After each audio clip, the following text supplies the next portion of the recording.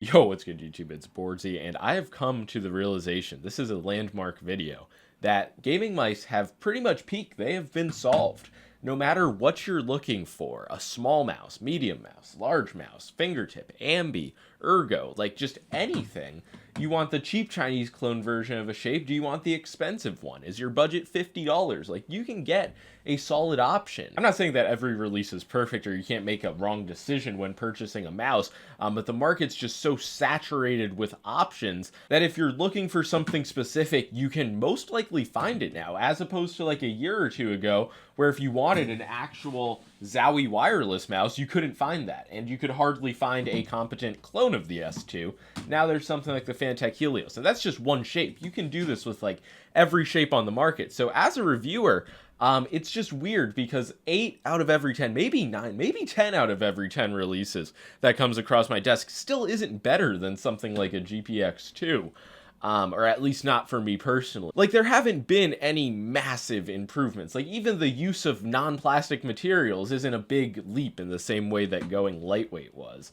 And wireless tech progress is kind of determined by Razer's schedule, and even the Viper V3 Pro, like, it's not a massive leap compared to a well-implemented 3950, or even like a 3395 with a modern chipset like we see with Endgame Gear and Final Mouse. Like, the wireless tech, I don't think that's going to be a huge improvement, even though, like, I don't know how the next generation of CPUs will be. Maybe higher polling support will be better as people get higher refresh rate monitors as well.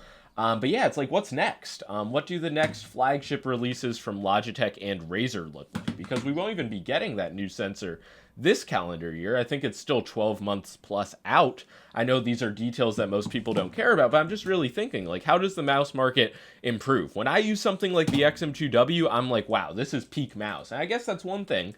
Not every company has like Endgame Gear's Click Design Kill GX switches, though some companies might be getting that soon. Just a hint. And something I don't see talked about much is that it seems like shape development has just stopped. Like, literally, look at all of these mice on my desk. I don't know when the last time is that a new, innovative, original shape came across. I haven't seen many people talk about this, but it's fucking absurd. And yeah, I mean, I think it goes all the way back to the release of the GPX Dex, the last time that I tried a mouse that wasn't just a clone or a revised version of a pre-existing shape, which is, it's just kind of insane. So maybe we need some variety, because that's the spice of life in the mouse space. I'm thinking I might have to make a shape, an MZ1 of my own, because I just feel like the meta, so to speak, has been incrementally reducing weight, QC improvements, and cloning shapes. That's really it. I think China should take off their shape stealing caps and put on the creative caps and just see how it goes in 2025. Like, we don't really need any more clones. We're at the point where we have enough clones, we have enough small claw grip shapes. And I'm not saying to throw the shape stealing cap away. I know that can't happen, but just simply launch some other ventures. Every company's looking for their edge in the market, and if you just keep stealing and recloning the shapes, I mean, maybe people will just keep buying them. Seemingly that's what's happening.